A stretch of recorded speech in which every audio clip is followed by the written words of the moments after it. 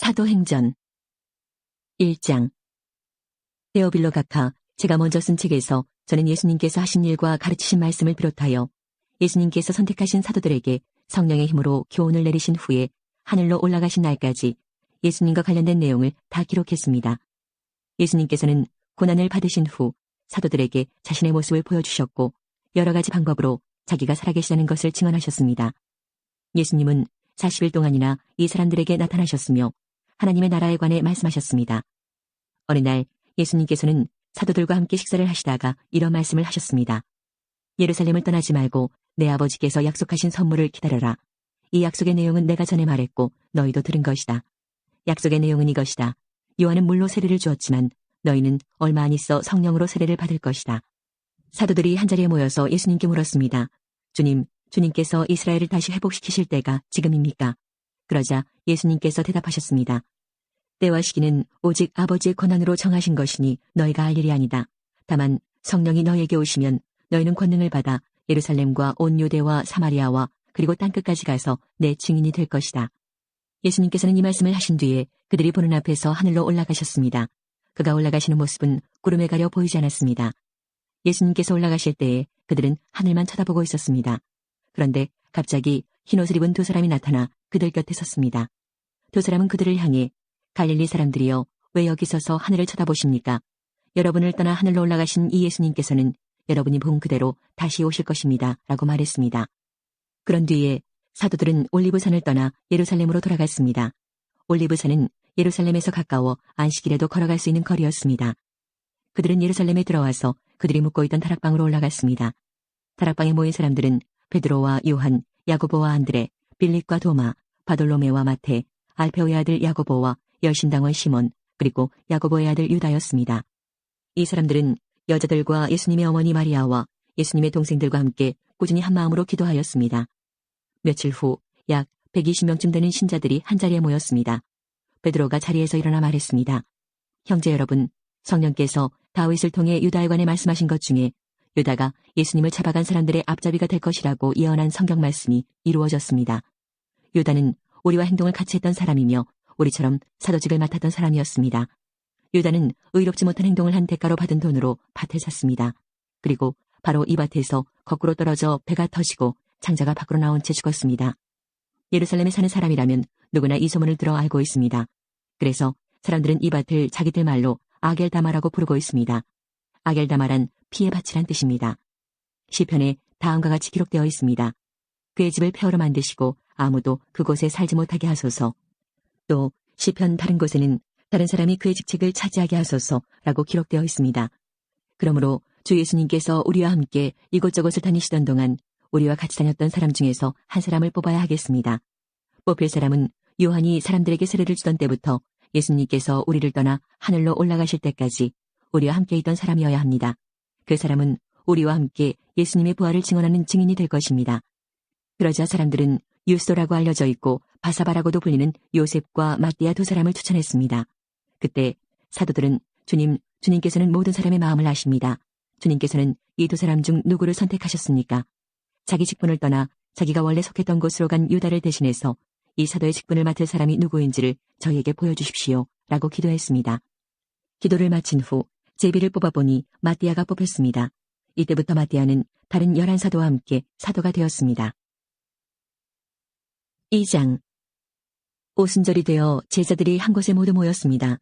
그때 갑자기 하늘에서 세찬 바람소리 같은 것이 나더니 사람들이 앉아있던 집안을 가득 채웠습니다. 그리고 혀처럼 생긴 불꽃이 사람들 눈앞에 나타났습니다. 그 불꽃은 여러 갈래로 갈라져 그곳에 모인 한 사람 한 사람 위에 머물렀습니다. 사람들은 다 성령으로 충만해졌습니다. 그리고는 성령께서 말하게 하시는 대로 자기들의 언어와 다른 외국어로 말하기 시작했습니다. 예루살렘에는 세계 각 나라에서 온 경건한 유대인들이 머물고 있었습니다. 이 말소리가 나자 많은 군중들이 모여들었습니다. 그들은 믿는 사람들이 자기네 나라 말로 말하는 것을 듣고는 모두 놀랐습니다. 군중들은 너무나 놀라 이상히 여기며 말했습니다. 보시오, 말을 하는 이 사람들은 모두 갈릴리 사람들이 아닙니까? 그런데 우리가 이 사람들이 저마다 우리가 사는 지방말을 하는 것을 듣게 되니 이것이 도대체 어찌된 일입니까?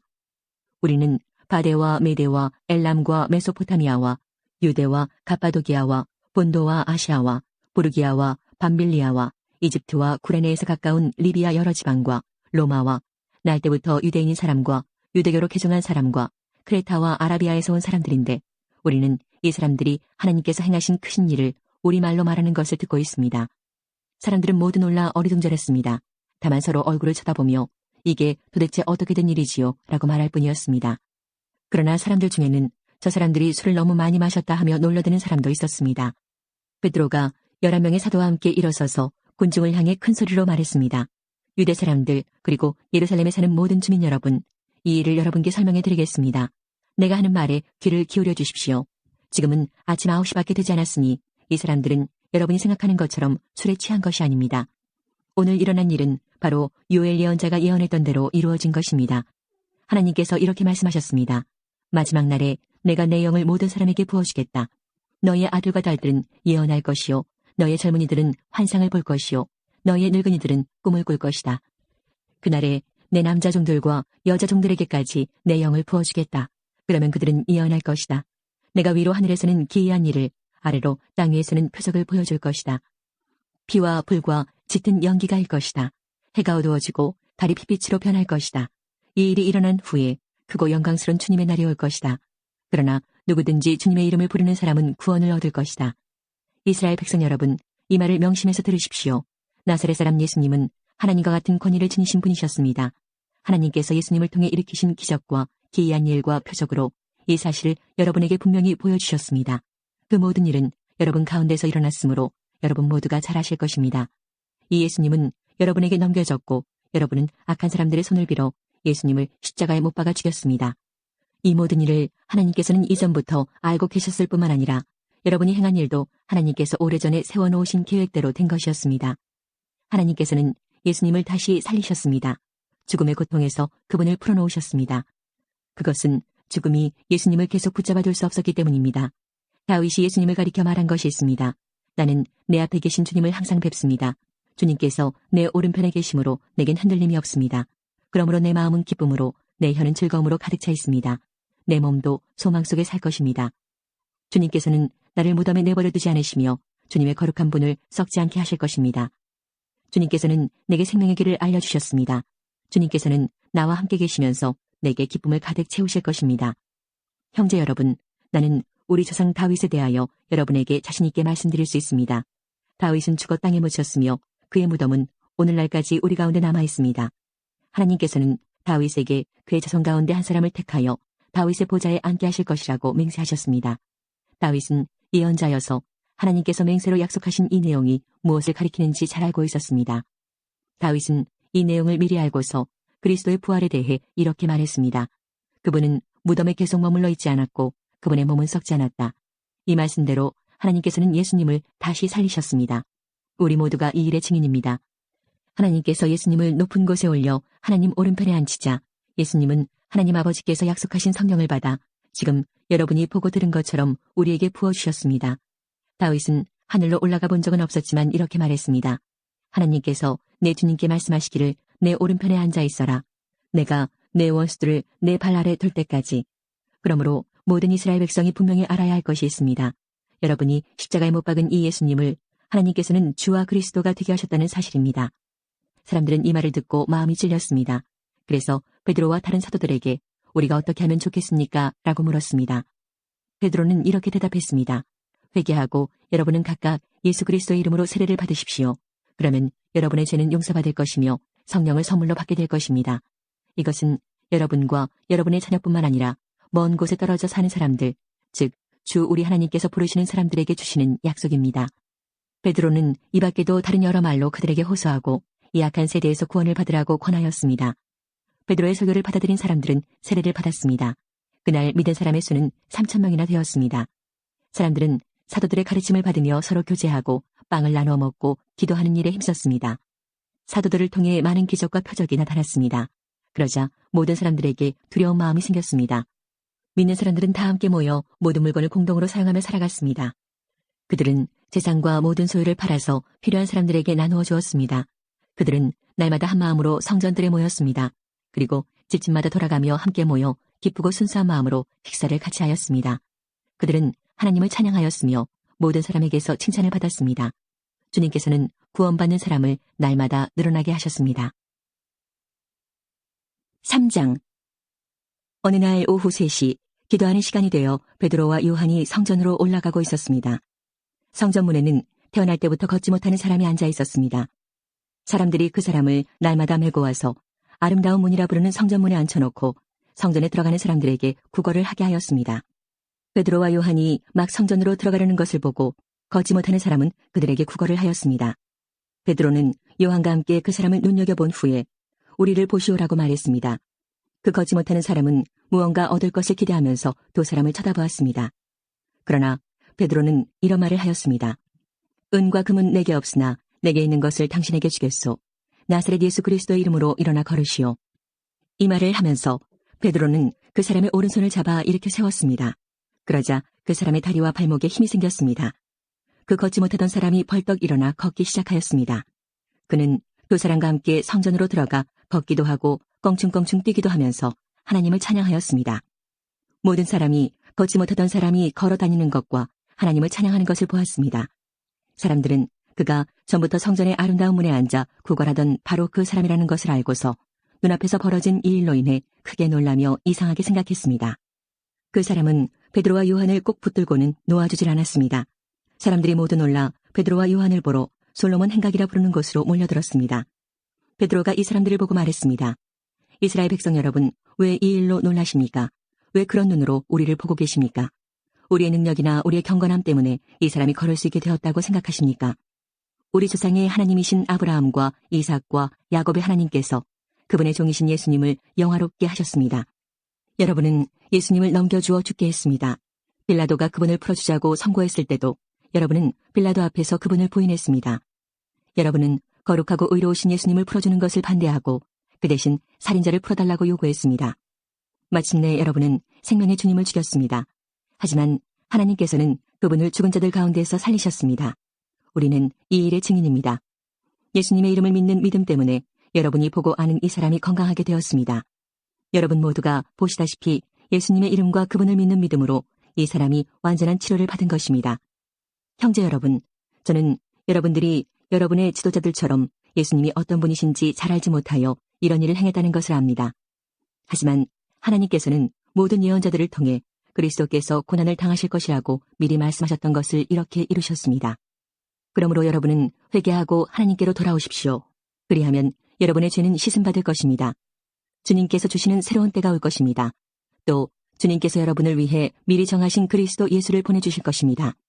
예수님은 하나님께서 오래전부터 그의 거룩한 예언자들을 통해 약속하신 대로 모든 것을 원래의 모습대로 회복시킬 때까지 하늘에 머물러 계셔야만 합니다. 모세가 전에 이런 말을 하였습니다. 너희 주 하나님께서 너희 형제들 중에서 나와 같은 예언자 한 사람을 세우실 것이다. 너희는 무엇이든 그분이 하시는 말씀에 귀를 기울여야 한다. 누구든지 그분의 말을 듣지 않는 사람은 하나님의 백성 가운데서 끊어질 것이다. 사무엘을 비롯해서 그의 뒤를 이어 하나님의 말씀을 전한 모든 예언자들이 이 시대에 대해 예언하였습니다. 여러분은 예언자들의 후손들이며 하나님께서 여러분의 조상과 맺으신 언약의 후손들입니다. 하나님께서는 아브라함에게 이런 말씀을 하셨습니다. 내 자손으로 말미암아 땅에 있는 모든 민족이 복을 받을 것이다. 하나님께서 하나님의 종을 세우셔서 여러분 한 사람 한 사람을 악한 길에서 돌이키게 하시고 복을 주시려고 그분을 먼저 여러분에게 보내셨습니다. 4장. 베드로와 요한이 백성들에게 말하고 있을 때 제사장들과 성전을 경비하던 사람들과 사두개파 사람들이 몰려왔습니다. 그들은 두 사도가 백성들에게 죽은 자 가운데서 부활하신 예수님을 가르치고 그들에게 설교하는 것 때문에 마음이 편치 않았습니다. 유대 지도자들은 베드로와 요한을 붙잡았습니다. 그러나 날이 어두워졌기 때문에 두 사람을 다음 날까지 감옥에 가두었습니다. 그러나 베드로와 요한의 설교를 들은 사람 중에서 많은 사람들이 믿음을 갖게 되었는데 그 수가 5,000명 정도나 되었습니다. 이튿날 유대 통치자들과 장로들과 율법사들이 예루살렘에 모였습니다. 대제사장 안나스를 비롯하여 가야바, 요한, 알렉산더, 그리고 대제사장 가문에 속한 사람들이 다 모였습니다. 그들은 베드로와 요한을 앞에 세워놓고 도대체 너희가 무슨 능력으로 또 누구의 이름으로 이런 일을 하느냐라며 신문하기 시작하였습니다. 그때 베드로가 성령으로 충만하여 그들을 향해 다음과 같이 대답했습니다. 백성의 통치자와 장로님들, 여러분이 묻고자 하는 것이 오늘 우리가 태어날 때부터 걷지 못하는 사람에게 행한 선한 일에 관한 것입니까? 그 사람이 어떻게 해서 낫게 되었는지를 묻는 것입니까? 그렇다면 여러분들과 모든 이스라엘 백성은 이것을 아셔야 합니다. 이 사람이 나은 것은 나사렛 예수 그리스도의 능력으로 말미암은 것이라는 사실입니다. 여러분들은 십자가에 못 박았지만 하나님께서 다시 살리신 나사렛 예수 그리스도의 이름으로 이 사람이 완전히 나음을 얻어 여러분 앞에 서 있습니다. 이 예수님은 건축자들이 버린 돌이지만 집 모퉁이의 머릿돌이 되셨습니다. 예수님 외에는 다른 어떤 이에게서도 구원을 받을 수 없습니다. 하나님께서는 온 세상에 우리가 구원받을 만한 다른 이름을 주신 적이 없습니다. 공의회 의원들은 베드로와 요한이 교육을 받지 못한 평범한 사람인 줄 알고 있었는데 이렇게 담대하게 말하는 것을 보고 놀랐습니다. 그제서야 비로소 그들은 베드로와 요한이 예수님과 함께 있던 사람이라는 것을 알게 되었습니다. 그들은 태어날 때부터 걷지 못하던 사람이었다가 지금은 나은 사람이 베드로와 요한 곁에 서 있는 것을 보고는 더 이상 아무것도 물을 수가 없었습니다. 그래서 그들은 베드로와 요한에게 공의회에서 나가 있으라고 한 뒤에 서로 의논하였습니다. 이 사람들을 어떻게 하면 좋겠소? 예루살렘에 사는 사람이라면 누구나 이들이 큰 표적을 행한 것을 알고 있소. 그리고 우리도 그것을 부인할 수 없소. 하지만 이 일이 사람들 사이에 더 이상 퍼지지 않게 하기 위해서라도 앞으로는 예수님 이름으로 아무에게도 말하지 말라고 그들에게 경고해 두는 것이 좋을 듯하오. 그래서 그들은 베드로와 요한을 다시 불러 절대로 예수님의 이름으로 말하지도 말고 가르치지도 말라고 경고했습니다. 그러나 베드로와 요한은 이렇게 대답했습니다. 우리가 하나님의 말씀을 듣는 것과 여러분의 말을 듣는 것 중에 하나님께서 보시기에 어느 것이 더 옳은 것인지 한번 판단해 보십시오. 우리는 우리가 보고 들은 것을 말하지 않을 수가 없습니다. 조금 전에 일어난 일을 본 사람들이 하나님을 찬양하고 있었기 때문에 유대 통치자들은 두 사람을 어떻게 처벌해야 할지 결정할 수가 없었습니다. 그래서 그들은 몇 마디 경고만 더하고 사도들을 놓아주었습니다. 이기적으로 병이 나은 사람은 40살이 넘은 사람이었습니다. 베드로와 요한은 유대 통치자들에게서 풀려나자 동료들에게로 가서 대제사장과 장로들이 자기들에게 한 말을 그대로 전해주었습니다. 동료들은 그 말을 듣고 소리를 높여 한 마음으로 하나님께 기도했습니다. 하늘과 땅과 바다와 그 가운데 있는 모든 것을 창조하신 전능하신 주님, 주님께서는 주님의 종인 우리 조상 다윗의 입을 빌려 성령으로 이렇게 말씀하셨습니다. 어찌하여 민족들이 화를 내며 어찌하여 백성이 헛된 계획을 세우는가? 세상의 왕들이 일어나며 통치자들이 주님과 그분의 그리스도를 대항하기 위해 한자리에 모였다.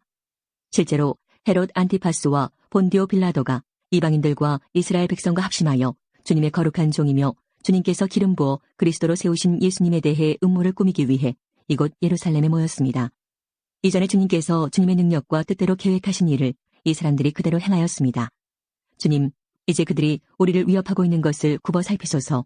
또 주님의 종들이 주님의 말씀을 담대하게 말할 수 있도록 용기를 주소서. 주님의 손을 펼쳐 병을 낫게 해주시며 주님의 거룩한 종 예수님의 이름으로 표적과 기적을 행하소서. 제자들이 기도를 마치자 그들이 모여있는 곳이 흔들렸습니다. 제자들은 모두 성령으로 충만해져서 하나님의 말씀을 담대하게 전하였습니다. 믿는 사람들의 무리가 다 한 마음과 한 정신으로 자기 것을 자기 것이라고 말하는 사람이 한 사람도 없이 자기가 가지고 있는 모든 것을 서로 나누어 썼습니다. 사도들은 계속해서 큰 능력으로 주 예수님의 부활을 증언하였습니다. 하나님께서는 모든 사람들에게 더 많은 은혜를 베푸셨습니다. 그들 중에 부족한 것이 있는 사람은 한 사람도 없었습니다. 때로는 밭이나 집이 있는 사람이 밭이나 집을 팔아 판 돈을 사도들에게 가져와 사도들의 발 앞에 놓았습니다. 그러면 사도들은 그 돈을 필요한 사람들에게 각각 나누어 주었습니다. 믿는 사람 중에 요셉이라는 사람이 있었습니다. 사도들은 그 사람을 바나바라고 불렀습니다. 바나바란 이름의 뜻은 격려하는 사람입니다. 바나바는 키프로스에서 태어난 레위 지파 사람입니다. 요셉이 자기의 밭을 팔아 그 돈을 사도들의 발 앞에 갖다 놓았습니다.